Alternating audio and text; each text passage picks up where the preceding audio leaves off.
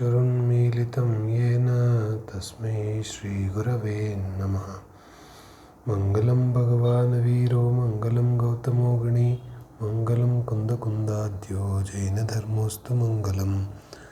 सर्वमङ्गलमाङ्गल्यं सर्वकल्याणकारकं प्रधानं सर्वधर्माणां जैनं जयतु शासनम्। श्रीमत्परमगम्भीरं स्याद्वादामोघलाञ्छनं जीयात्रैलोक्यनाथस्य शासनं जिनशासनम्।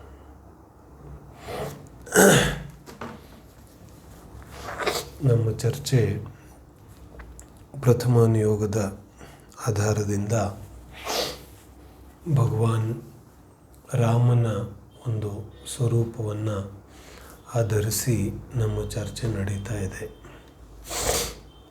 ರಾಮನ ವ್ಯಕ್ತಿತ್ವ ಇಡೀ ಭಾರತದಲ್ಲೇ ಅತ್ಯಂತ ಪ್ರಸಿದ್ಧವಾದಂತಹ ಒಂದು ವ್ಯಕ್ತಿತ್ವ ಇದೆ. ರಾಮನ ಆದರ್ಶ ಜೀವನವನ್ನು ಅನೇಕ ಕಡೆಗೆ ಉದಾಹರಣೆಯ ರೂಪವಾಗಿ ಕೊಡೋದನ್ನು ಕೂಡ ನಾವು ನೋಡಿದ್ದೇವೆ. ಆದರೆ ಇಲ್ಲಿ ಒಂದು ವಿಶಿಷ್ಟ ಚರ್ಚೆಯನ್ನು ನಾವು ಮಾಡ್ತಾ ಇದ್ದೇವೆ. ಜೈನ ಆಗಮದ ಪ್ರಕಾರ ಭಗವಾನ್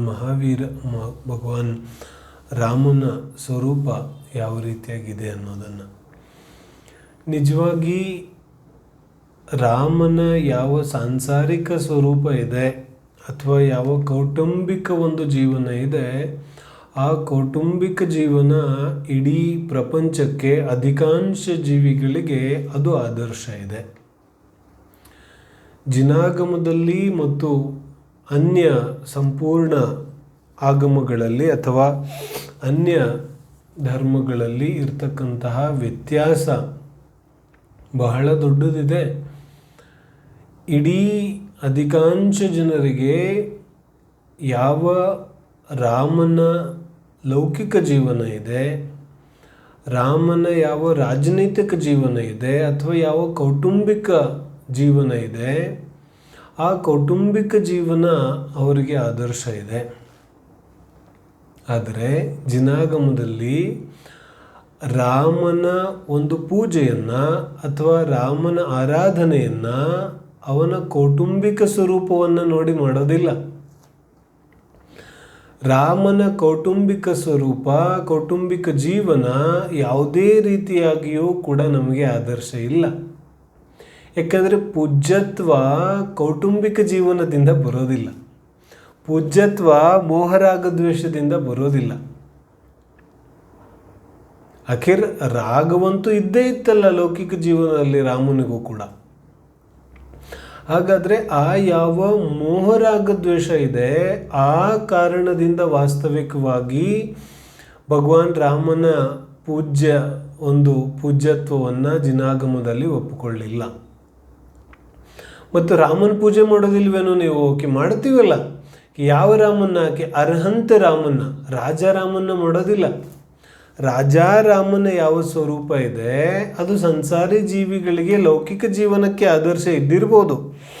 ಆದರೆ ಆಧ್ಯಾತ್ಮಿಕವಾಗಿ ಧಾರ್ಮಿಕ ಜೀವಕ್ಕೆ ರಾಮನ ಯಾವ ಈ ಲೌಕಿಕ ಜೀವನ ಇದೆ ಇದು ಆದರ್ಶ ಇಲ್ಲ. ರಾಮ ಮಾತ್ರ ಅಲ್ಲ, ಪ್ರತಿಯೊಬ್ಬ ಶಲಾಕ ಪುರುಷ, ಪ್ರತಿಯೊಬ್ಬ ಮಹಾಪುರುಷನ ಯಾವ ಲೌಕಿಕ ಜೀವನ ಇದೆ ಆ ಲೌಕಿಕ ಜೀವನ ಜಿನಾಗಮದಲ್ಲಿ ಆದರ್ಶಪ್ರಾಯ ಅಂತ ಹೇಳಿಲ್ಲ. ನಾವು ಹಿಂದೆ ಅನುಯೋಗ ಪದ್ಧತಿಯನ್ನು ಓದ್ಕೊಂಡು ಬಂದಿದ್ದೇವೆ. ಅದನ್ನು ಜ್ಞಾಪಕ ಮಾಡ್ಕೊಳ್ಳೋದು, ಪ್ರಥಮಾನುಯೋಗವನ್ನು ಯಾವ ರೀತಿಯಾಗಿ ಓದೋದಿದೆ ಅಂತ. ನಿಜವಾಗ್ಲೂ ನಾನು ಅನೇಕ ಧಾರ್ಮಿಕ ವ್ಯಕ್ತಿಗಳನ್ನು ನೋಡ್ತೇನೆ. ಅನೇಕರಿಗೆ ಪ್ರಥಮಾನುಯೋಗ ತುಂಬ ಲೋವರ್ ಪ್ರೈಮರಿ ಲೆವೆಲಲ್ಲಿ ಯಾರಿದ್ದಾರೆ ಅವರು ಓದುವಂತಹ ಶಾಸ್ತ್ರ ಇದೆ. ಕಥೆ ಪುರಾಣಗಳನ್ನು ಏನು ಓದೋದು ಅನ್ನೋ ರೀತಿಯಲ್ಲಿ ಇರ್ತಾರೆ. ಇನ್ನು ಕೆಲವರು ಕಥೆಗಳನ್ನು ಪುರಾಣಗಳನ್ನು ಓದ್ತಾ ಇದ್ರೂ ಕೂಡ ಅದನ್ನು ಯಾವ ರೀತಿಯಾಗಿ ಓದಬೇಕು ಅನ್ನೋದನ್ನು ತಿಳಿದೇನೆ ಅದರ ಸರಿಯಾದ ಮರ್ಮವನ್ನು ಅರ್ಥ ಮಾಡ್ಕೊಳ್ಳದೆ ಇರತಕ್ಕಂತಹ ಪರಿಸ್ಥಿತಿ ಕೂಡ ಬರುತ್ತೆ. ಪುನಃ ಪುನಃ ಒಂದು ವಿಚಾರವನ್ನು ನಾವು ಬಹಳ ಬಹಳ ಬಹಳ ಸ್ಪಷ್ಟವಾಗಿ ಇಟ್ಕೋಬೇಕು. ಇನ್ನು ನನಗೆ ಇವತ್ತು ಕೂಡ 2-3 ಸಂದೇಶಗಳು ಬಂದಿದೆ. ನಾನು ವೈಯಕ್ತಿಕವಾಗಿ ಚರ್ಚೆ ಮಾಡೋದಿಲ್ಲ. ಆದರೆ ಧಾರ್ಮಿಕ ದೃಷ್ಟಿಯಿಂದ ನಾವು ಬಹಳ ಸ್ಪಷ್ಟವಾಗಿ ಏನನ್ನು ತಿಳ್ಕೋಬೇಕು ಅಂದರೆ, ಎಲ್ಲಿವರೆಗೆ ನಾವು ನಮ್ಮ ಮೋಹರಾಗದ್ವೇಷದಿಂದ ಜಿನವಾಣಿಯನ್ನು ಓದುತ್ತೇವೆ ಅಲ್ಲಿವರೆಗೂ ಜಿನವಾಣಿ ಸರಿಯಾಗಿ ಅರ್ಥ ಆಗೋದಿಲ್ಲ. ನಾವು ನಮ್ಮನ್ನೇ ಪ್ರಶ್ನೆ ಕೇಳ್ಕೋಬೇಕು. ನಮ್ಮ ಮನಸ್ಸಿನ ಯಾವುದಾದ್ರೂ ಒಂದು ಕೋಣೆಯಲ್ಲಿ ಆ ವಿಷಯದ ಬಗ್ಗೆ ಪೂರ್ವಾಗ್ರಹ ಕೂತಿದೆಯೇನೋ, ಆ ವಿಷಯದ ಬಗ್ಗೆ ನಮಗೆ ಯಾವುದಾದ್ರೂ ಒಂದು ರೀತಿಯಲ್ಲಿ ರಾಗ, ಮೋಹ, ದ್ವೇಷ ಏನಾದರೂ ಇದೆಯೇನೋ, ಅದನ್ನು ಬಹಳ ಸ್ಪಷ್ಟವಾಗಿ ನಾವು ವಿಚಾರ ಮಾಡ್ಕೋಬೇಕಾಗತ್ತೆ. ಎಲ್ಲಿವರೆಗೆ ಆ ಮೋಹರಾಗದ್ವೇಷವನ್ನು ಬಿಟ್ಟು, ಕನಿಷ್ಠ ಮೋಹರಾಗದ್ವೇಷವನ್ನು ಬಿಟ್ಟು ಅಂದರೆ ಸಂಪೂರ್ಣ ಮೋಹರಾಗದ್ವೇಷ ಏನು ನಾವು ಬಿಟ್ಟು ಬಿಡೋದಿಲ್ಲ, ಆದರೆ ಜಿನಾಗಮದ ವಿಷಯಗಳನ್ನು ಮೋಹರಾಗದ್ವೇಷವನ್ನು ಬಿಟ್ಟು ಬದಿಗಿಟ್ಟು ಅತ್ಯಂತ ನಿರಪೇಕ್ಷ ಭಾವದಿಂದ ಜಿನಾಗಮದ ವಚನಗಳನ್ನು ನಾವು ತಿಳಿಬೇಕಾಗುತ್ತೆ. ಆಗ ಮಾತ್ರ ನಮಗೆ ಜಿನವಾಣಿಯ ವಾಸ್ತವಿಕವಾದ ಸ್ವರೂಪ ಅರ್ಥ ಆಗುತ್ತೆ, ಅದರ ಮಹಿಮೆ ಬರುತ್ತೆ, ನಿಜವಾದ ಜಿನಾಗಮದ ದಾರಿಯನ್ನು ನಾವು ಕಂಡುಕೊಳ್ಳಲಿಕ್ಕೆ ಸಾಧ್ಯ ಆಗುತ್ತೆ. ಪಂಚಮ ಕಾಲದಲ್ಲಿ ಬಹಳ ಕಷ್ಟ ಇದೆ ಜಿನಾಗಮದ ನಿಜವಾದ ಮರ್ಮವನ್ನು ತಿಳ್ಕೊಂಡು ಆ ದಾರಿ ಮೇಲೆ ನಡೀತಕ್ಕಂಥದ್ದು. ಹಾಗಾಗಿ ಎಲ್ಲ ರೀತಿಯಾದ ಮೋಹರಾಗದ್ವೇಷವನ್ನು ಬಿಟ್ಟು ಒಂದು ಕ್ಷಣ ಆ ವಿಚಾರದ ಬಗ್ಗೆ, ಆ ವಿಷಯದ ಬಗ್ಗೆ ನಾವು ನಮ್ಮ ಒಂದು ವಿಚಾರವನ್ನು ಮಾಡಿದ್ರೆ ನಮಗೆ ಅದರ ಬಗ್ಗೆ ಸರಿಯಾದ ಅರ್ಥ ಆಗುತ್ತೆ. ಇಲ್ಲಿಗೆ ಯಾಕೆ ವಿಚಾರ ಬರ್ತಾ ಇದೆ ಕಿ ಯಾವ ಪ್ರಥಮಾನುಯೋಗ ಇದೆ ಅದರ ಮೂಲ ಪ್ರಯೋಜನ ಏನಿದೆ? ಪ್ರಥಮಾನುಯೋಗದ ಮೂಲ ಪ್ರಯೋಜನ ಉದಾಹರಣೆಗಳನ್ನು ಪ್ರಸ್ತುತ ಮಾಡೋದಿದೆ. ಏನು ಉದಾಹರಣೆಗಳನ್ನು? ಸಾಂಸಾರಿಕ ಜೀವನದ ಉದಾಹರಣೆಗಳನ್ನು, ಪುಣ್ಯ ಪಾಪದ ಉದಾಹರಣೆಗಳನ್ನು, ಎಂತಹ ವಿಕಟ ಪರಿಸ್ಥಿತಿಯಲ್ಲೂ ಕೂಡ ಧರ್ಮ ಮಾಡಬಹುದು ಅನ್ನತಕ್ಕಂತಹ ಉದಾಹರಣೆಗಳನ್ನು, ಆ ರೀತಿಯಾದ ಉದಾಹರಣೆಗಳನ್ನು ನಮ್ಮ ಮುಂದೆ ಇಡೋ ಕೆಲಸ ಪ್ರಥಮಾನುಯೋಗ ಮಾಡುತ್ತೆ. ಸಂಪೂರ್ಣ ರಾಮಾಯಣವನ್ನು ನಾವು ತೆಗೆದು ನೋಡಿದ್ರೆ ಎಂತೆಂಥ ಘಟನೆಗಳು ಬರುತ್ತೆ. ಶಲಾಕಾ ಪುರುಷರ ಜೀವನದಲ್ಲಿನ ಘಟನೆಗಳಿದೆ. ಇದು ಬಹಳ ಸ್ಪಷ್ಟವಾಗಿ ನಾವು ತಿಳಿಬೇಕಾಗುತ್ತೆ. ಈ ಎಲ್ಲ ಘಟನೆಗಳು ಶಲಾಕಾ ಪುರುಷರ, ಮಹಾಪುರುಷರ ಜೀವನದಲ್ಲಿ ನಡೀತಕ್ಕಂತಹ ಘಟನೆಗಳಿದೆ. ಮತ್ತು ಮಹಾಪುರುಷರ ಜೀವನದಲ್ಲಿ ಇಂತಹ ಘಟನೆಗಳು ನಡಿಬೇಕಾದ್ರೆ ನಮ್ಮ ಜೀವನದಲ್ಲಿ ಏನಿದೆ? ನಾವು ವ್ಯರ್ಥವಾಗಿಯೇ ಇಷ್ಟೆಲ್ಲ ರೀತಿಯಾಗಿ ಮೋಹರಾಗದ್ವೇಷ ಮಾಡ್ತಿರ್ತೇವೆ. ಅಯ್ಯೋ ಹಾಗಾಗೋಯ್ತಲ್ಲ, ಹೀಗಾಗೋಯ್ತಲ್ಲ, ಅಷ್ಟು ಲಾಸ್ ಆಯ್ತಲ್ಲ, ಇಷ್ಟು ಲಾಸ್ ಆಯ್ತಲ್ಲ, ಇಷ್ಟು ವರ್ಷ ಆದರೂ ಜಾಬ್ ಸಿಗಲಿಲ್ವಲ್ಲ, ಇನ್ನೊಂದಾಗಲಿಲ್ವಲ್ಲ, ಏನೆಲ್ಲ ರೀತಿಯಾಗಿ ನಾವು ಯಾವ ಒಂದು ಮೋಹರಾಗದ್ವೇಷವನ್ನು ಮಾಡ್ತಾ ಇರ್ತೇವೆ. ಇದು ನಿಜವಾಗ್ಲೂ ವ್ಯರ್ಥ ಇದೆ. ಎಲ್ಲಿ ಆ ಮಹಾಪುರುಷ ರಾಮ, ಎಂತಹ ದೊಡ್ಡ ವ್ಯಕ್ತಿತ್ವ, ಇಡೀ ಅಯೋಧ್ಯೆ ಜನತೆ ಅವನನ್ನು ಪ್ರೀತಿಸ್ತಕ್ಕಂತಹ ಒಂದು ಆ ಘಟನೆಯನ್ನು ನಾವು ಜ್ಞಾಪಿಸ್ಕೊಳ್ಬೇಕು. ನಾಳೆ ಬೆಳಗಿನ ಜಾವ ಪಟ್ಟಾಭಿಷೇಕ ಆಗೋದಿದೆ. ರಾಜಕುಮಾರ ರಾಜ ಆಗೋನಿದ್ದಾನೆ ರಾಮ. ಮತ್ತು ಏನಾಗೋಯ್ತು? ತಕ್ಷಣ ಕಾಲ ಬದಲಾಗೋಯ್ತು, ವನವಾಸ ಆಗೋಯ್ತು. ಅದು ಏನಾಗೋಯ್ತು? ಅರೆ ಪುಣ್ಯದ ಉದಯ ಕ್ಷಣ ಮಾತ್ರದಲ್ಲಿ ಬದಲಾಗೋಯ್ತು. ಅಂತಹ ಮಹಾಪುರುಷರ ಜೀವನದಲ್ಲಿ ಪುಣ್ಯ ಪಾಪ ಬಿಡಲಿಲ್ಲ ಅಂತ ಹೇಳಿದ್ರೆ ನಮ್ಮ ಜೀವನದಲ್ಲಿ ಏನಿದೆ?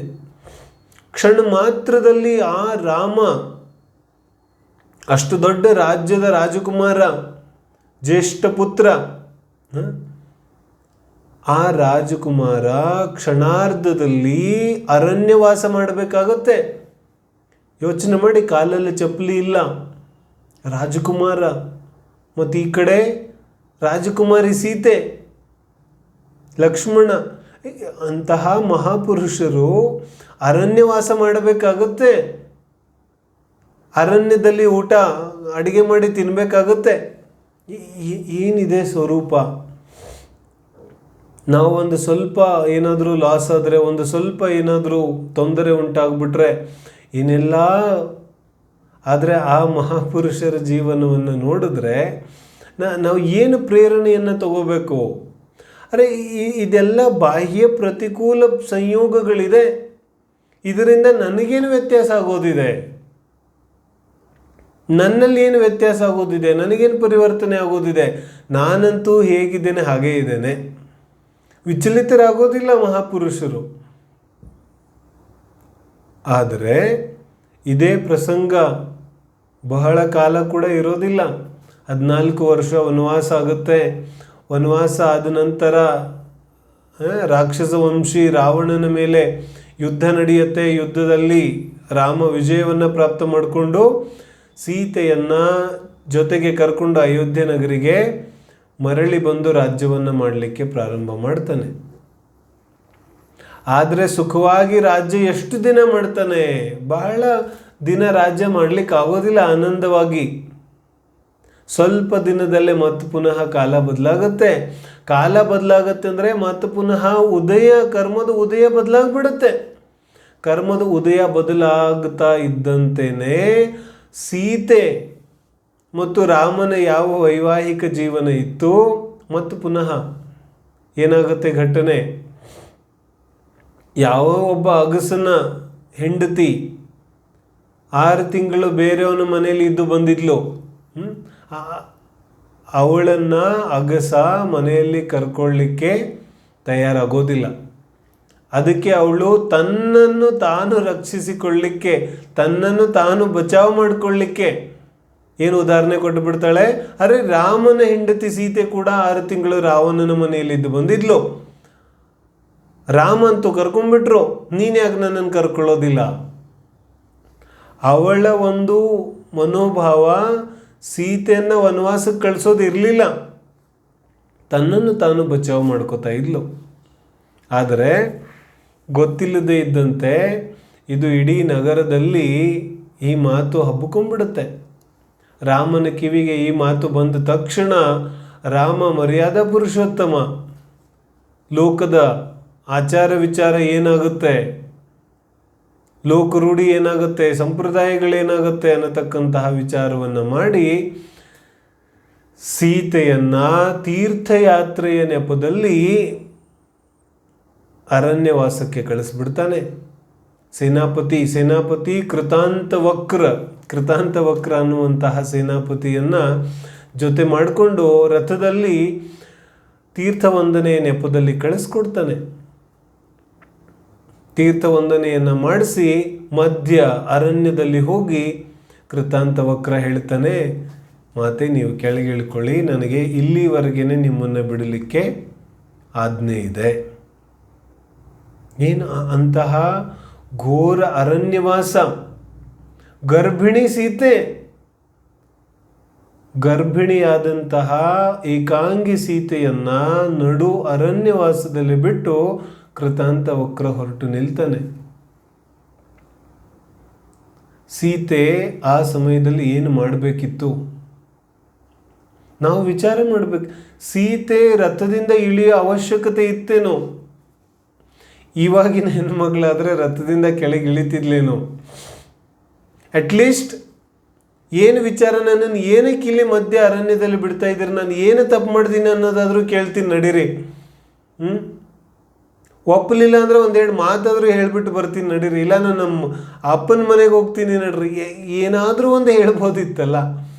ಆದರೆ ಸೀತೆ ತನ್ನ ಉದಯದ ವಿಚಾರವನ್ನು ಮಾಡಿ ಯಾವುದೇ ರೀತಿಯಾದಂತಹ ಪ್ರತಿಕ್ರಿಯೆಯನ್ನು ಮಾಡೋದಿಲ್ಲ.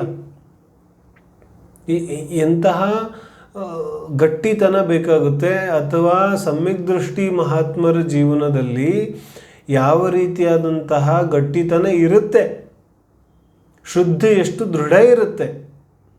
ಅಂತಹ ಅರಣ್ಯವಾಸ ಆದ್ರೂ ಕೂಡ ಆ ಸೀತೆ ಹೆದರೋದಿಲ್ಲ ಅಥವಾ ರಾಮನ ದ್ವೇಷ ಮಾಡೋದಿಲ್ಲ. ಒಂದು ಕಾವ್ಯದಲ್ಲಿ ಕವಿ ಹೀಗೆ ಬರೀತಾನೆ, ಏನಂತ? ಕವಿಯ ಕಲ್ಪನೆ. ಸೀತೆ ಏನು ಹೇಳ್ತಾಳೆ? ಕೋಪ ಮಾಡ್ಕೊಳ್ಳೋದಿಲ್ಲ ಅರಣ್ಯವಾಸದಲ್ಲಿ ಬಿಟ್ಟಾಗ. ಸೀತೆ ಕೃತಾಂತವಕ್ರಿಗೆ ಹೇಳ್ತಾನೆ, ನೀನು ಹೇಗೆ ನಿಮ್ಮ ಪ್ರಭುವಿನ ಒಂದು ಸಂದೇಶವನ್ನು ನನಗೆ ಹೇಳಿದೆ, ನನ್ನ ಸಂದೇಶವೂ ಒಂದಿದೆ, ಅದನ್ನು ಹೇಳಿಬಿಡುವಂಥ ಸಂದೇಶ ಹೇಳ್ತಾಳೆ.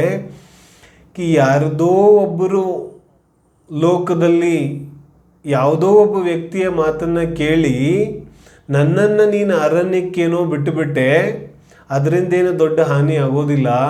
ಆದರೆ ಹೀಗೆ ಯಾರದ್ದೋ ಮಾತು ಕೇಳಿ, ಏನು ಹೇಳ್ತಾರೆ, ಯಾರದ್ದೋ ಹೀಗೆ ಮಾತು ಕೇಳಿ ಧರ್ಮವನ್ನೂ ಬಿಟ್ಟು ಬಿಡಬೇಡ ಅನ್ನೋ ಉಪದೇಶವನ್ನು ಸೀತೆ ಕೊಡ್ತಾಳಂತೆ.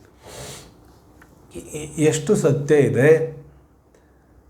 ಯಾವೆಲ್ಲ ರೀತಿಯಾಗಿ ಈ ಕಥೆಯನ್ನು ನಾವು ಯಾವೆಲ್ಲ ರೀತಿಯಾಗಿ ನೋಡಬಹುದು. ರಾಮನ ಹತ್ರ ಅನೇಕ ಉಪಾಯಗಳಿತ್ತು. ಏನು ಹೇಳ್ತಾರೆ, ರಾಮನ ಹತ್ತಿರ ಅನೇಕ ಉಪಾಯಗಳಿತ್ತು. ಯಾವುದಕ್ಕೋಸ್ಕರ? ಸೀತೆಯನ್ನು ತನ್ನ ರಾಜ ಮಹಲಲ್ಲಿ ಇರಿಸ್ಕೊಳ್ಳಿಕ್ಕೆ ಆಗದೆ ಹೋದ್ರೂ ಕೂಡ ಅನೇಕ ಉಪಾಯಗಳಿತ್ತು. ಸೀತೆಯನ್ನು ಆರಿಕ ಆಶ್ರಮದಲ್ಲಿ ಬಿಟ್ಟುಬಿಡ್ಬೋದಿತ್ತು, ತೀರ್ಥಕ್ಷೇತ್ರದಲ್ಲಿ ಎಲ್ಲಾದರೂ ಒಂದು ಕಡೆ ವ್ಯವಸ್ಥೆ ಮಾಡಿಸ್ಬೋದಿತ್ತು, ಧರ್ಮಶಾಲೆಯಲ್ಲಿ ಬಿಡ್ಬೋದಿತ್ತು. ಅನೇಕ ಉಪಾಯಗಳಿತ್ತು ರಾಮನ ಹತ್ತಿರ. ಆದರೆ ರಾಮ ಅರಣ್ಯವಾಸ, ಅರಣ್ಯದಲ್ಲಿ ಹೋಗಿ ಬಿಟ್ಟು ಬಿಡಲಿಕ್ಕೆ ಆದೇಶ ಕೊಡ್ತಾನೆ. ಇದೆಂಥ ಆದೇಶ! ಬುದ್ಧಿವಂತ ಮಾಡುವಂತಹ ಕೆಲಸ ಏನು ಇದು? ಆದರೆ ಪ್ರಥಮಾನಿ ಯುಗದ ಈ ಉದಾಹರಣೆಯನ್ನು ನಾವು ನೋಡಿದಾಗ, ಈ ರೀತಿ ನಾವು ವಿಚಾರ ಮಾಡಿದಾಗ ನಮಗೆ ಗೊತ್ತಾಗೋದೇನು, ಯಾವಾಗ ಪಾಪ ಅಥವಾ ಪುಣ್ಯದ ಉದಯ ಬರುತ್ತೆ ಆಗ ಅದೇ ರೀತಿಯಾದ ಕ್ರಿಯೆ ನಡೆಯುತ್ತೆ. ಸಂದರ್ಭ ಆ ರೀತಿಯಾಗಿ ಒದಗಿ ಬರುತ್ತೆ. ಆಪ್ಷನ್ಗಳನ್ನು ನಾವು ಯೋಚನೆ ಮಾಡ್ತೇವೆ ಅಷ್ಟೇ. ಪಾಪ ಪುಣ್ಯಕ್ಕೆ ಆಪ್ಷನ್ಗಳಿರೋದಿಲ್ಲ. ನಾನು ಹೇಳುತ್ತೇನೆ ಆರಿಕಾದಲ್ಲಿ ಬಿಟ್ಟು ಬಿಡ್ಬೋದಿತ್ತು ಅಂತ, ಆದರೆ ಸೀತೆಯ ಪಾಪದ ಉದಯ ಅದನ್ನು ಹೇಳಲಿಲ್ಲ. ಏನು ಹೇಳ್ತಾರೆ, ನಾನು ನೋಡ್ತಾ ಇದ್ದೇನೆ ಸೀತೆಯನ್ನು ಬಿಟ್ಟು ಬಿಡ್ಬೋದಿತ್ತು ಆರಿಕಾಶ್ರಮದಲ್ಲಿ ಅಂತ. ಆದರೆ ಸೀತೆ ಯಾವ ಪಾಪದ ಉದಯ ಇದೆ, ಆ ಪಾಪದ ಉದಯ ಪರ್ಮಿಷನ್ ಕೊಡ್ತಾ ಇಲ್ಲ. ಹಾಗಾಗಿ ರಾಮನಿಗೆ ಆ ರೀತಿಯಾದ ವಿಚಾರಗಳೇ ಬರೋದಿಲ್ಲ. ಏನು ಹೇಳ್ತಾರೆ, ನಿಮಗೆ ಬರುವಷ್ಟು ವಿಚಾರಗಳು ರಾಮನಿಗೆ ಬರಲಿಲ್ವೇನೋ? ಅರೆ, ಉದಯ ಆ ರೀತಿಯಾಗಿದ್ದಾಗ ಜೀವಕ್ಕೆ ಅದೇ ರೀತಿಯಾದ ವಿಚಾರಗಳು ಬರುತ್ತೆ. ಇದು ಪ್ರಥಮಾನಿಯೋಗದ ಸ್ಥೂಲ ದೃಷ್ಟಿ ಈ ರೀತಿಯಾಗಿ ವರ್ಣನೆಯನ್ನು ಮಾಡುತ್ತೆ. ಹಾಗಾಗಿ ಸೀತೆಯನ್ನು ಅರಣ್ಯದಲ್ಲಿ ಬಿಟ್ಟು ಕೃತಾಂತವಕ್ರ ಹೊರಟೋಗ್ತಾನೆ. ಆ ನಂತರ ಸೀತೆಗೆ ಅದೃಷ್ಟವಶಾತ್ ಒಬ್ಬ ಧರ್ಮ ಅನ್ನನ ಒಂದು ಸಮಾಗಮ ಸಿಗುತ್ತೆ. ಅವನ ಒಂದು ಮನೆಯಲ್ಲಿ ಲವಕುಶನ ಜನ್ಮ ಆಗುತ್ತೆ. ಲವಕುಶನ ಜನ್ಮ ಆಗಿ ಅಲ್ಲಿಯೇ ಅವರು ದೊಡ್ಡವರಾಗ್ತಾರೆ. ಮಧ್ಯದಲ್ಲಿ ರಾಮ ಲಕ್ಷ್ಮಣನ ಯುದ್ಧ ಕೂಡ ಈ ಲವಕುಶನ ಜೊತೆಗೆ ಆಗುತ್ತೆ. ಆಗ ಮಧ್ಯದಲ್ಲಿ ಗೊತ್ತಾಗುತ್ತೆ ಈ ಲವಕುಶರು ರಾಮನ ಮಕ್ಕಳೇ ಅಂತ. ಆಗ ಸಮ್ಮಿಲನ ಆಗುತ್ತೆ. ಸಮ್ಮಿಲನ ಆದಾಗ ಪುನಃ ಎಲ್ಲರೂ ಕೂಡ ಅಯೋಧ್ಯೆಗೆ ಹೊರಟು ನಿಲ್ತಾರೆ. ಅಯೋಧ್ಯೆಗೆ ಹೊರಟು ನಿಂತಾಗಾದರೂ ಈಗೆಲ್ಲ ಸಮಸ್ಯೆಗಳು ದೂರ ಆಯ್ತಲ್ಲ.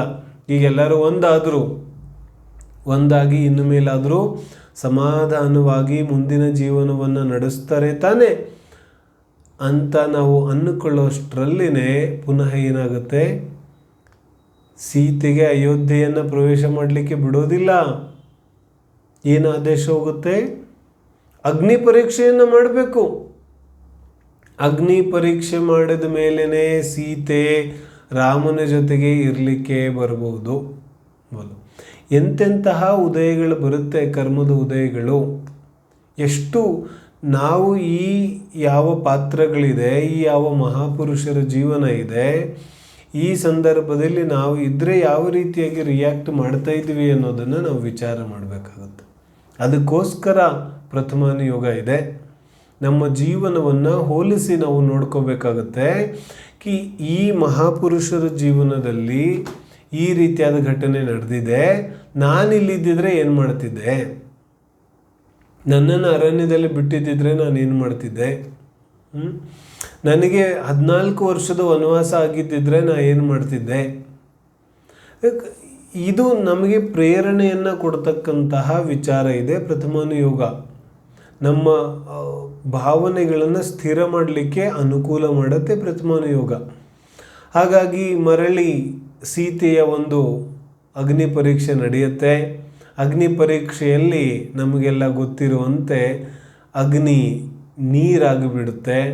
ನೀರಾದ ತಕ್ಷಣ ಸೀತೆಯ ಒಂದು ಮಹಾನತೆಯನ್ನು ಎಲ್ಲರೂ ಹಾಡಿ ಹೊಗಳುತ್ತಾರೆ. ಪ್ರಥಮಾನುಯೋಗ ಸೀತೆಯ ಒಂದು ಪುಣ್ಯೋದಯದ ಬಗ್ಗೆ ವಿಚಾರ ಹೇಳುತ್ತೆ. ಕರ್ಣಾನುಯೋಗ ಸೀತಾಮಾತೆಯ ಶೀಲದ ಬಗ್ಗೆ ಹೇಳುತ್ತೆ. ಕರ್ಣಾನುಯೋಗ ಯಾವ ಅಗ್ನಿ ಮತ್ತು ಸೀತಾಮಾತೆಯ ಇಬ್ಬರ ಸಂಬಂಧಗಳಿದೆ ಅದರ ಬಗ್ಗೆ ವಿಚಾರ ಹೇಳುತ್ತೆ. ಪರಮಾಣು ಸ್ವತಂತ್ರ ಇದೆ ಅಂತ ಯಾವ ದ್ರವ್ಯಾನುಯೋಗ ಇದೆ ಅದು ಹೇಳುತ್ತೆ. ಹೀಗೆ ವರ್ಣನೆಗಳು ಅನೇಕ ಪ್ರಕಾರದಲ್ಲಿ ನಡೆಯುತ್ತೆ. ಆದರೆ ಪ್ರಥಮಾನುಯೋಗ ಉದಯದ ಬಗ್ಗೆ ಹೇಳುತ್ತೆ ಮುಖ್ಯವಾಗಿ. ಸೀತೆಯ ಪುಣ್ಯೋದಯದಿಂದ ಅಗ್ನಿ ಕೂಡ ನೀರಾಗಿ ಹೋಗುತ್ತೆ. ಅಗ್ನಿ ನೀರಾಗಿ ಹೋದ ತಕ್ಷಣ ಸೀತೆಯನ್ನು ಅಯೋಧ್ಯೆ ಒಳಗೆ ಕರ್ಕೊಂಡು ಹೋಗಲಿಕ್ಕೆ ರಾಮ ಸಿದ್ಧ ಆಗುತ್ತಾನೆ. ಆದರೆ ಈ ಸತಿ ಇಷ್ಟು ದಿನ ರಾಮ ಸೀತೆಯನ್ನು ತಿರಸ್ಕಾರ ಮಾಡಿದ್ದ, ಆದರೆ ಈಗ ಸೀತೆ ರಾಮನನ್ನು ತಿರಸ್ಕಾರ ಮಾಡ್ತಾಳೆ. ಸೀತೆ ರಾಮನನ್ನು ತಿರಸ್ಕಾರ ಮಾಡಿ ಜಿನದೀಕ್ಷೆಯನ್ನು ತಗೊಳ್ತಕ್ಕಂತಹ ನಿರ್ಣಯವನ್ನು ಮಾಡಿಬಿಡ್ತಾಳೆ. ಇಂತಹ ಘಟನೆಗಳು ಬಹಳ ಕಡಿಮೆ ಇದೆ ಪ್ರಥಮಾನುಯುಗದಲ್ಲೂ ಕೂಡ. ಮೊದಲು ನಾವು ನೇಮಿನಾಥ ಭಗವಂತನ ಒಂದು ಜೀವನವನ್ನು ನೋಡಿದಾಗಲೂ ಮೊದಲು ನೇಮಿಕುಮಾರ ದೀಕ್ಷೆಯನ್ನು ತಗೋತಾರೆ, ಆಮೇಲೆ ರಾಜಮತಿ. ಆದರೆ ಇಲ್ಲೇನಾಗುತ್ತೆ, ಮೊದಲು ಸೀತೆ ರಾಮನನ್ನು ತಿರಸ್ಕಾರ ಮಾಡಿ ದೀಕ್ಷೆಯನ್ನು ತಗೊಂಡ್ಬಿಡ್ತಾಳೆ.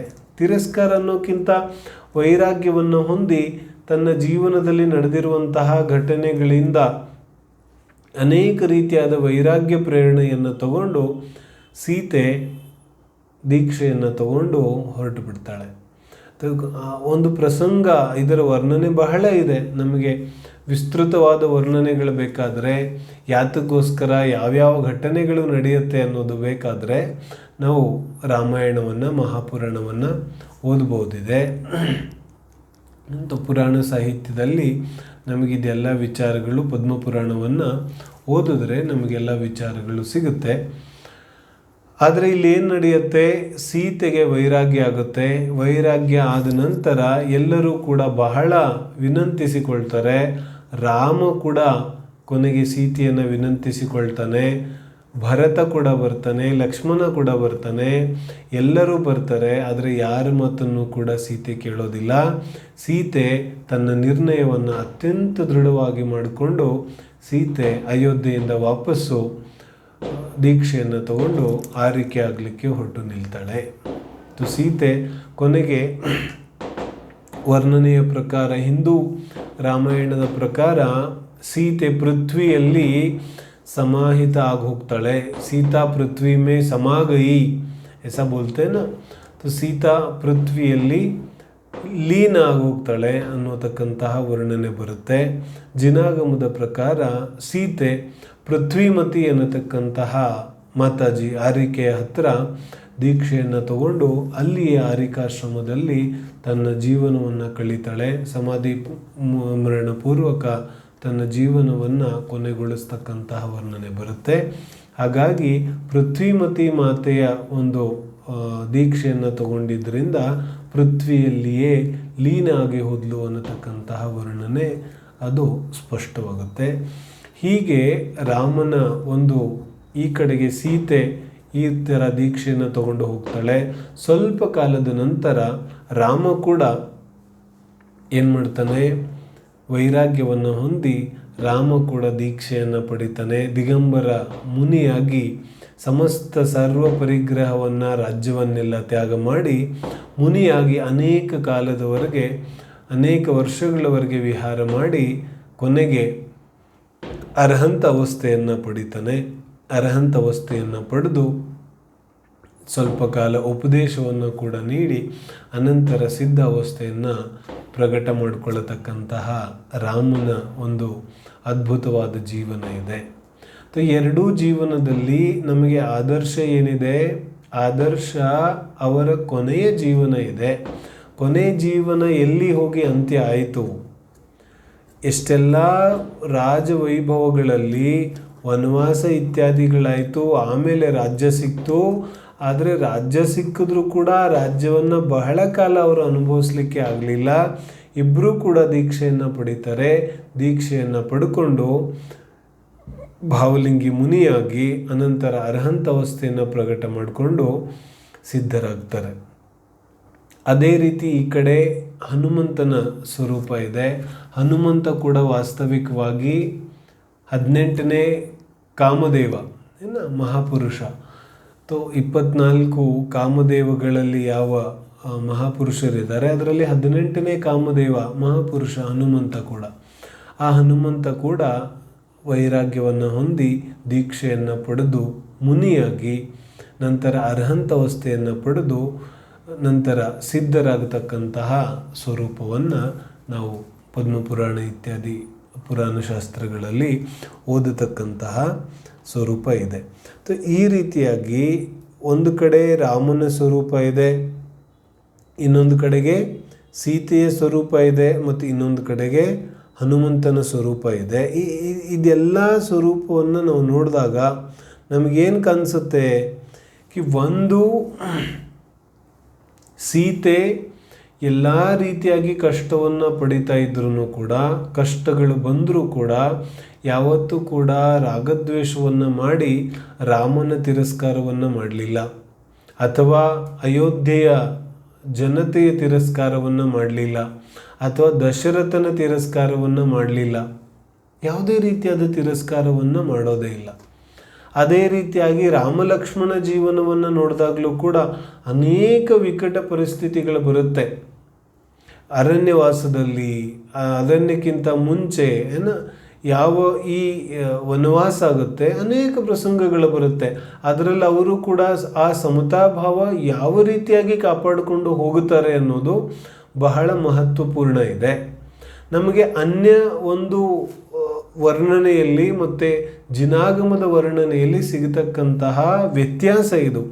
ಈ ಪ್ರತಿಯೊಂದು ಹೆಜ್ಜೆ ಹೆಜ್ಜೆಯಲ್ಲಿ ಕೂಡ ಜಿನಾಗಮದ ಯಾವ ಪದ್ಮಪುರಾಣ ಇದೆ, ಯಾವ ರಾಮಾಯಣ ಇದೆ, ಅದರಲ್ಲಿ ಹೆಜ್ಜೆ ಹೆಜ್ಜೆಗೂ ಕೂಡ ಅವರು ತಮ್ಮ ಜೀವನದಲ್ಲಿ ಬರ್ತಕ್ಕಂತಹ ಘಟನೆಗಳನ್ನು ಯಾವ ರೀತಿಯಾಗಿ ತಗೋತಾ ಇದ್ರು, ವಿಕಟ ಪರಿಸ್ಥಿತಿಗಳು ಬಂದರೆ ಅದನ್ನು ಹೇಗೆ ಫೇಸ್ ಮಾಡ್ತಿದ್ರು, ನಾವು ನಮ್ಮ ಜೀವನದಲ್ಲಿ ಯಾವ ರೀತಿಯಾಗಿ ಫೇಸ್ ಮಾಡಬೇಕು. ಯಾಕಂದರೆ ಜ್ಞಾನಿ ಸಮ್ಯಕ್ ದೃಷ್ಟಿ ಯಾವ ರೀತಿಯಾಗಿ ನೋಡ್ತಾ, ಯಾಕಂದರೆ ಜ್ಞಾನಿಗೆ ಗೊತ್ತಿದೆ ಹೊರಗಡೆ ಸುಖ ದುಃಖ ಇಲ್ಲ. ಜ್ಞಾನಿಗೆ ಗೊತ್ತಿದೆ ಸಂದರ್ಭ ಎಷ್ಟೇ ಪ್ರತಿಕೂಲ ಆದರೂ ಸುಖಿ ದುಃಖಿ ಮಾಡಲಿಕ್ಕೆ ಅದು ಸಾಧ್ಯ ಇಲ್ಲ. ಸಂದರ್ಭ ಪರಿಸ್ಥಿತಿಗಳು ಎಷ್ಟೇ ವಿಕೃತ ಆಗಿದ್ದರೂ ಕೂಡ ಸುಖ ದುಃಖ ಅಂತೂ ನನ್ನ ದೃಷ್ಟಿಯನ್ನು ಅವಲಂಬಿಸುತ್ತೆ. ಸುಖ ದುಃಖ ಅಂತೂ ನನ್ನ ಯಾವ ಶ್ರದ್ಧೆ ಇದೆ ಅದನ್ನು ಅವಲಂಬಿಸುತ್ತೆ. ಭೋಗೋಪಭೋಗಗಳಲ್ಲಿ ಯಾವ ಸುಖ ದುಃಖ ಇದೆ. ನಾವು ಎಷ್ಟು ನೋಡ್ತೇವೆ, ಎಷ್ಟೋ ಜನ ರಾಜಮನೆತನದಲ್ಲಿ ಇದ್ರೂ ಕೂಡ ಪರಮ ದುಃಖಿ ಇರ್ತಾರೆ. ಯಾಕೆ? ದೃಷ್ಟಿಯಲ್ಲಿಯೇ ನಕಾರಾತ್ಮಕತೆ ಇದೆ, ದೃಷ್ಟಿಯಲ್ಲಿ ಆ ರೀತಿಯಾದ ಸ್ವರೂಪ ಇಲ್ಲ. ರಾಜಮನೆತನದಲ್ಲಿ ಇದ್ರೆ ಏನು, ಎಷ್ಟು ದೊಡ್ಡ ಮಹಲಲ್ಲಿ, ಎಷ್ಟು ದೊಡ್ಡ ಅರಮನೆಯಲ್ಲಿದ್ದರೆ ಏನು, ದೃಷ್ಟಿ ಸರಿ ಇಲ್ಲ ಅಂದರೆ ಅವನು ದುಃಖಿ ಇರೋನಿದ್ದಾನೆ, ಅವನು ಯಾವತ್ತೂ ಸುಖಿ ಆಗೋದೇ ಇಲ್ಲ. ಆದರೆ ಇಲ್ಲಿ ಜ್ಞಾನಿ ಸಮ್ಯಕ್ ದೃಷ್ಟಿಗೆ ವನವಾಸ ಆದರೆ ಏನು, ಅಥವಾ ರಾಜಮನೆತನದಲ್ಲಿ ಇದ್ರೆ ಏನು, ಅರಮನೆ ವನವಾಸ ಎರಡೂ ಒಂದೇ ಇದೆ. ಯಾಕಂದರೆ ಆ ಯಾವ ಸಮ್ಯಕ್ ದೃಷ್ಟಿ ಜೀವ ಇದೆ, ಆ ಸಮ್ಯಕ್ ದೃಷ್ಟಿ ಜೀವಿಯ ನೋಡತಕ್ಕಂತಹ ದೃಷ್ಟಿ ಸಂಪೂರ್ಣ ಬದಲಾಗಿದೆ. ಅವನು ಭೋಗೋಪಭೋಗಗಳಲ್ಲಿ ಸುಖ ಇದೆ ಅಂತ ತಿಳಿದಿಲ್ಲ, ಅರಮನೆಯಲ್ಲಿ ಸುಖ ಇದೆ ಅಂತ ತಿಳಿದಿಲ್ಲ. ಏನು ಹೇಳ್ತಾರೆ? ಮತ್ತು ಯಾವುದರಲ್ಲಿ ಸುಖ ಅಂತೂ ಅಂತರಂಗದಲ್ಲಿದೆ. ಭಗವಾನ್ ರಾಮ 6 ತಿಂಗಳು ಲಕ್ಷ್ಮಣ ಸತ್ತು ಹೋದಾಗ ಶವವನ್ನು ತಗೊಂಡು ಸುತ್ತಾ ಇದ್ರೂ ಕೂಡ ಗರಿಷ್ಠ 6 ತಿಂಗಳ ಒಂದು ಅಂತರಾಳದಲ್ಲಿ ಆತ್ಮಾನುಭೂತಿ ಆಗೋ ನಿಯಮ ಇದೆ. ಕ್ಷಾಯಿಕ್ ಸಮ್ಯಕ್ ದೃಷ್ಟಿ ಇದ್ದಾನೆ ರಾಮ. ಬೋಲೋ ಕೇಸ ಸ್ವರೂಪೆ. 6 ತಿಂಗಳು ಶವವನ್ನು ತಗೊಂಡು ಸುತ್ತಾ ಇದ್ದಾನೆ. ಆದರೂ ಏನು ಹೇಳ್ತಿದ್ದಾರೆ? ಅದರ ಅಂತರಾಳದಲ್ಲಿ ಆತ್ಮಾನುಭೂತಿ ಖಂಡಿತವಾಗಿಯೂ ಆಗುತ್ತೆ. ಹಾಗಾದರೆ ಬಹಿರಂಗದಲ್ಲಿ ನಮಗೆ ಆ ರೀತಿಯಾದ ಸ್ವರೂಪ ಕಾಣಿಸ್ತಾ ಇದೆ, ಆದರೆ ಅಂತರಂಗದಲ್ಲಿ ನಮ್ಮ ಆ ಸಮ್ಯಕ್ ದೃಷ್ಟಿಯ ಯಾವ ಅಂತರಂಗ ಇದೆ ಅದು ಬಹಳ ಗಂಭೀರ ಇದೆ. ಆ ನೋಡುವಂತಹ ದೃಷ್ಟಿ ಬಹಳ ವಿಭಿನ್ನ ಇದೆ. ಸಂಸಾರದಲ್ಲಿ ಎಷ್ಟಾಗೋದಿಲ್ಲ ನಮಗೆ. ಸಮ್ಯಕ್ ದರ್ಶನದಲ್ಲಿ ನಾವು ಚರ್ಚೆ ಮಾಡಿದ್ದೀವಲ್ಲ, ಈ ಒಂದೊಂದು ದೃಷ್ಟಿಕೋನ ಅದು ಇಂಪಾರ್ಟೆಂಟ್ ಇದೆ. ಯಾವುದು ನಂದು, ಯಾವುದು ಪರದ್ದು, ಯಾವುದು ಸ್ವ ಇದೆ, ಯಾವುದು ಪರ ಇದೆ, ಅದೇ ಇಂಪಾರ್ಟೆಂಟ್ ಇದೆ. ಎಲ್ಲಿ ಸ್ವಪರ ಭೇದ ವಿಜ್ಞಾನ ಆಗುತ್ತೆ ಅಲ್ಲಿ ದುಃಖದ ಪ್ರಶ್ನೆನೇ ಬರೋದಿಲ್ಲ. ಸುಖ ದುಃಖದ ಪ್ರಶ್ನೆ ಸಾಂಸಾರಿಕ ಭೋಗೋಪಭೋಗಗಳಲ್ಲಿ ನನ್ನದು ಪರರದು ಅಂತ ಬಂದಾಗ ಬರುತ್ತೆ.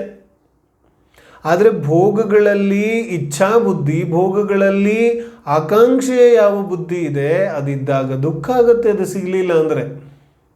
ಆದರೆ ಭೋಗಗಳಲ್ಲಿ ಸುಖ ಬುದ್ಧಿನೇ ಇಲ್ಲ ಅಂದಾಗ ಅದು ಸಿಕ್ಕರೆ ಎಷ್ಟು, ಸಿಗದಿದ್ರೆ ಎಷ್ಟು ಹೇಳ್ತಾರೆ. ಅರಮನೆಯಲ್ಲಿ ಸುಖ ಬುದ್ಧಿ ಇಲ್ಲದೆ ಇದ್ದಾಗ ಅದು ಸಿಕ್ಕರೆ ಎಷ್ಟು, ಸಿಗದಿದ್ರೆ ಎಷ್ಟು. ಯಾಕಂದರೆ ಅರಮನೆಯಲ್ಲಿ ಸುಖ ಬುದ್ಧಿನೇ ಇಲ್ವಲ್ಲ. ಎಲ್ಲಿವರೆಗೆ ಅರಮನೆಯಲ್ಲಿ ಸುಖ ಬುದ್ಧಿ ಇಲ್ಲ ಅಂದಮೇಲೆ ಆ ಯಾವ ಒಂದು ಸ್ವರೂಪ ಇದೆ, ಭೋಗೋಪಭೋಗದ ಸ್ವರೂಪ ಇದೆ, ಅದರಿಂದ ಏನೂ ಪ್ರಯೋಜನವೇ ಇಲ್ಲ. ಅದೇ ರೀತಿಯಾಗಿ ಸಂಬಂಧಗಳು ಎಲ್ಲಿವರೆಗೆ ಸಾಕ್ಷಾತ್ ರಾಮನ ತಂದೆ ದಶರಥ ವನವಾಸದ ಆದೇಶವನ್ನು ಕೊಡ್ತಾರೆ. ವನವಾಸದ ಆದೇಶ ದಶರಥ ಕೊಟ್ಟಾಗ ರಾಮ ವಿರೋಧ ಮಾಡ್ತಾನೇನು? ರಾಮ ವಿರೋಧ ಮಾಡೋದಿಲ್ಲ. ಹೇಗಿದೆ ಸ್ವರೂಪ? ಕೈಕೇಯಿಗೆ ಎಷ್ಟು ಜನ ಬೈತಾರೆ, ಏನು ನಡೆಯುತ್ತೆ? ಏನೂ ಇಲ್ಲ. ಜಿನಾಗಮದಲ್ಲಿ ಈ ರೀತಿಯಾದ ಯಾವುದೇ ಕಥನಗಳು ಬರೋದೇ ಇಲ್ಲ. ಮತ್ತೇನು ಬರುತ್ತೆ? ಈ ರಾಮನ ಕರ್ಮೋದಯದ ಬಗ್ಗೆ ವಿಚಾರ ಬರುತ್ತೆ, ಸೀತೆಯ ಕರ್ಮೋದಯದ ಬಗ್ಗೆ ವಿಚಾರ ಬರುತ್ತೆ. ನಂತರ ದಶರಥ ಕೂಡ ದೀಕ್ಷೆ ತಗೋತಾನೆ, ಇನ್ನು ರಾಮ ಕೂಡ ದೀಕ್ಷೆ ತಗೋತಾನೆ, ಹನುಮಂತ ಕೂಡ ದೀಕ್ಷೆ ತಗೋತಾನೆ, ಸೀತೆ ಕೂಡ ದೀಕ್ಷೆ ತಗೋತಾಳೆ. ಹೀಗೆ ಎಲ್ಲ ಈ ಮಹಾಪುರುಷರು ದೀಕ್ಷೆಯನ್ನು ತಗೊಂಡು ತಮ್ಮ ಜೀವನದ ಒಂದು ಮನುಷ್ಯಭವದ ಸಾರ್ಥಕತೆಯನ್ನು ಮಾಡಿ ಮೆರೀತಾರೆ. ವಾಸ್ತವಿಕವಾಗಿ ಮನುಷ್ಯ ಜೀವನದ ಯಾವ ಸಾರ್ಥಕತೆ ಇದೆ ಅದು ವಾಸ್ತವಿಕವಾಗಿ ಮುನಿ ಜೀವನವನ್ನು ಅಥವಾ ಸಂಯಮವನ್ನು ಧಾರಣೆ ಮಾಡೋದರಲ್ಲೇ ಮನುಷ್ಯ ಜೀವನದ ಸಾರ್ಥಕತೆ ಇದೆ. ನಗ್ಗೋ ಹಿ ಮುಖೋ, ನಗ್ನತ್ವೇ ಮೋಕ್ಷದ ಮಾರ್ಗ ಇದೆ. ಹಾಗಾಗಿ ಎಲ್ಲ ಮಹಾಪುರುಷರು, ಇದರಲ್ಲೂ ನಿಯಮ ಇದೆಯಲ್ಲ, ಎಲ್ಲ ನಾರಾಯಣರು ನಿಯಮದಿಂದ ನರಕಕ್ಕೆ ಹೋಗ್ತಾರೆ. ನಾರಾಯಣರು ಎಷ್ಟಿದ್ದಾರೆ ಎಲ್ಲ ನಾರಾಯಣರು ನರಕಕ್ಕೆ ಹೋಗುತ್ತಾರೆ, ನಿಯಮ ಇದೆ ಇದು. ಹಾಗೆಯೇ ಬಲಭದ್ರರೆಲ್ಲ, ರಾಮ ಇತ್ಯಾದಿ ಯಾವ ಬಲಭದ್ರ ಇದ್ದಾರೆ, ಬಲಭದ್ರ ಹೋತೇನ ತೋ ಬಲಭದ್ರೆಲ್ಲ ಊರ್ದುಗಾಮಿ ಅಂದರೆ ಮೇಲೆ ಹೋಗೋರು, ಸ್ವರ್ಗಕ್ಕೆ ಹೋಗ್ಬೋದು ಅಥವಾ ಮೋಕ್ಷಕ್ಕೆ ಹೋಗ್ಬೋದು.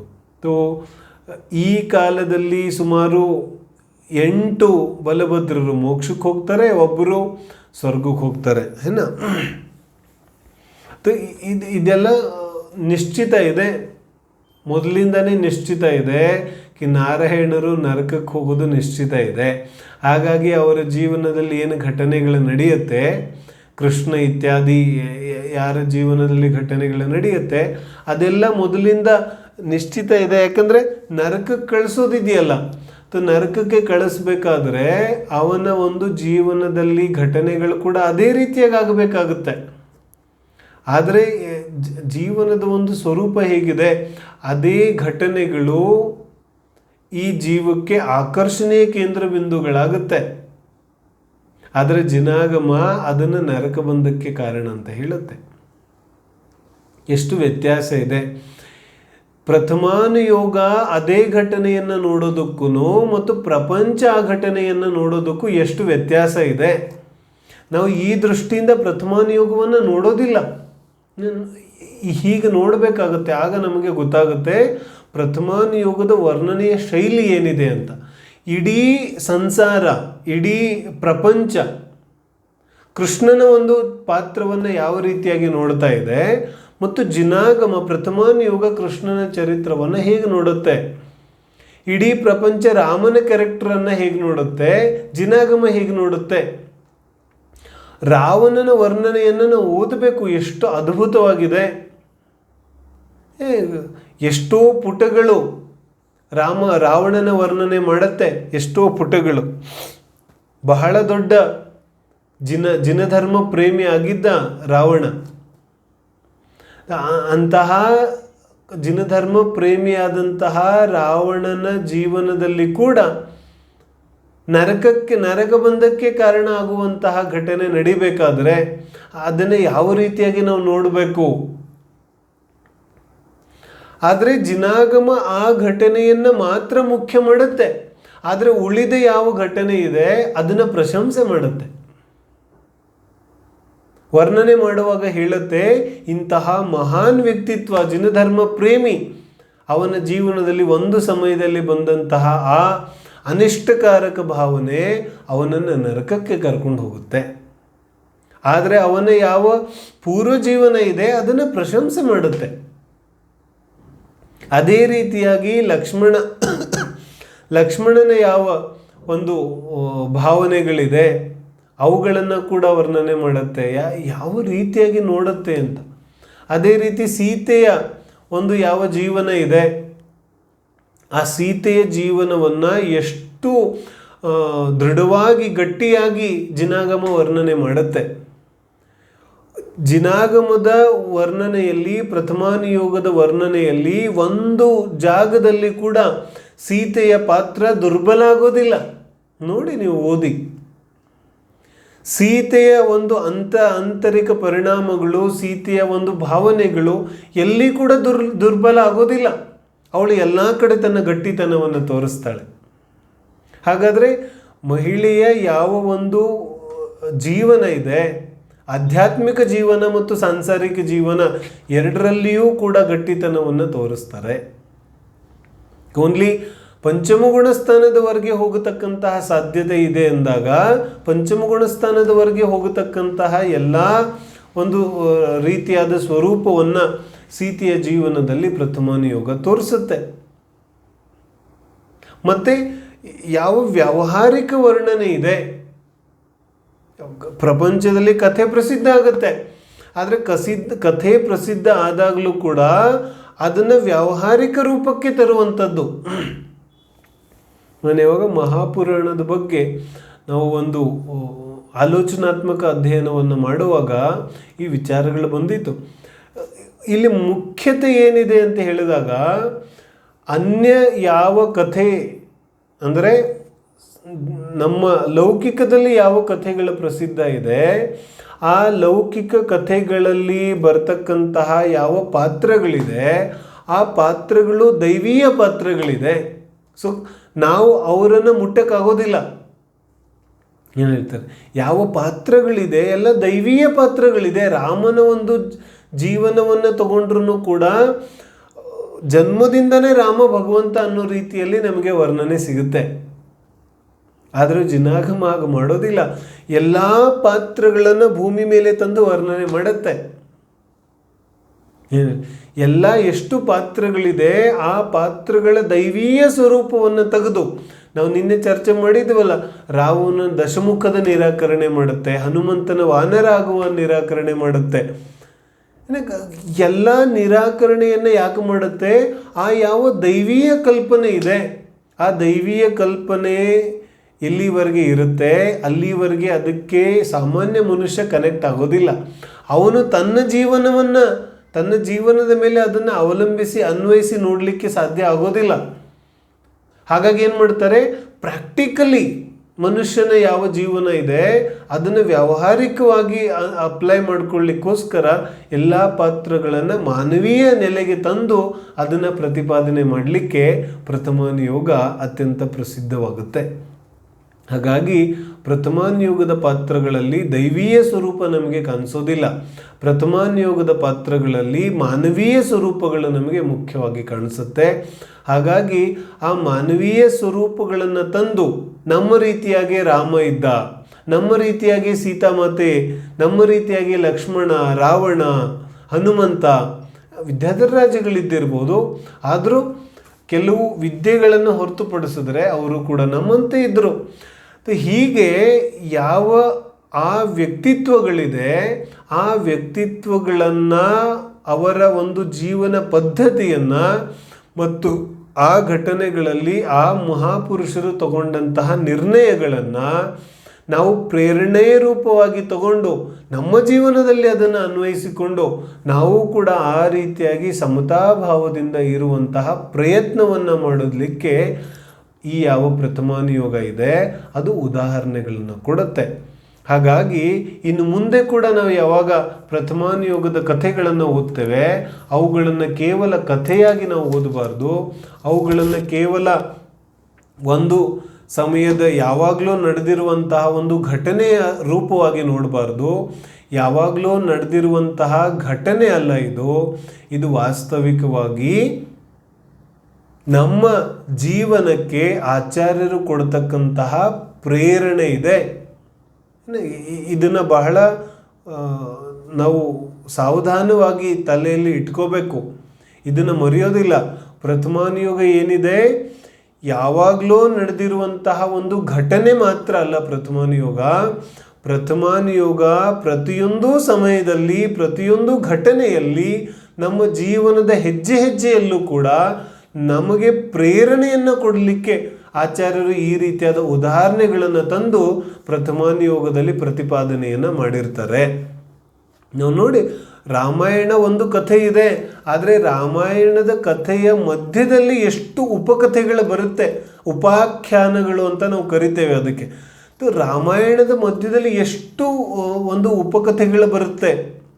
ಆ ಎಲ್ಲ ಉಪಕಥೆಗಳು ಆ ಉಪಕಥೆಗಳನ್ನೇ ತೆಗೆದು ನಾವು ಒಂದು ಗ್ರಂಥ ಮಾಡ್ಬೋದು, ಅಷ್ಟು ಉಪಕಥೆಗಳು ಬರುತ್ತೆ. ಅವುಗಳನ್ನೆಲ್ಲ ಏನಕ್ಕೋಸ್ಕರ ಆಚಾರ್ಯರು ತಂದು ಮಧ್ಯದಲ್ಲಿ ಸೇರಿಸಿದ್ದಾರೆ ಅಂತ ಹೇಳಿದ್ರೆ, ನಮ್ಮ ಜೀವನದಲ್ಲಿ ಬರುವಂತಹ ಘಟನೆಗಳನ್ನು ನಾವು ಅದಕ್ಕೆ ಹೋಲಿಸಿ ನೋಡಿ ಪ್ರೇರಣೆಯನ್ನು ಪಡೆದು ಸಮತಾಭಾವದಲ್ಲಿ ಇರುವಂತಹ ಪ್ರಯತ್ನವನ್ನು ಮಾಡಲಿ ಅನ್ನೋ ಉದ್ದೇಶದಿಂದ ಆ ಉದಾಹರಣೆಗಳನ್ನು ಪ್ರಥಮಾನುಯೋಗದಲ್ಲಿ ಪ್ರಸ್ತುತಪಡಿಸಿರ್ತಾರೆ. ಹಾಗಾಗಿ ಆ ನಿಟ್ಟಿನಲ್ಲಿಯೇ ನಾವು ಪ್ರಥಮಾನುಯೋಗವನ್ನು ನೋಡಿದ್ರೆ ಖಂಡಿತವಾಗಿಯೂ ಪ್ರಥಮಾನುಯೋಗವನ್ನು ಓದಿದ್ದು ಸಾರ್ಥಕ ಆಗುತ್ತೆ. ಹಾಗಾಗಿ ನಾವು ಮುಂದೆ ಕೂಡ ಪ್ರಥಮಾನುಯೋಗದ ಕಥೆಗಳನ್ನು ಓದಿದ್ರೆ ಅವುಗಳನ್ನು ನಮ್ಮ ಮಾನವೀಯ ನೆಲೆಗೆ ತಂದು, ಮಾನವೀಯ ಒಂದು ಪದ್ಧತಿಗೆ ತಂದು ಓದಿ ನಮ್ಮ ಜೀವನಕ್ಕೆ ಒಂದು ಏನಂತಾರೆ ಮಾರಲ್, ಒಂದು ನೈತಿಕತೆಯನ್ನು ಅಥವಾ ಸಂದೇಶವನ್ನು ತಗೊಂಡು ಅದನ್ನು ಜೀವನದಲ್ಲಿ ಅನುಸರಿಸ್ತಕ್ಕಂತಹ ಒಂದು ಪ್ರತಿಜ್ಞೆಯನ್ನು ಮಾಡಿ ನಾವು ಪ್ರಥಮಾನುಯೋಗವನ್ನು ಓದಿದ್ರೆ ಅದು ಖಂಡಿತವಾಗಿಯೂ ನಮ್ಮ ಪ್ರಯೋಜನವನ್ನು ಸಿದ್ಧಪಡಿಸುತ್ತೆ. ಆ ಪ್ರಯೋಜನ ನಮ್ಮೆಲ್ಲರದು ಸಿದ್ಧ ಆಗಲಿ. ನಮ್ಮ ಜೀವನದಲ್ಲಿ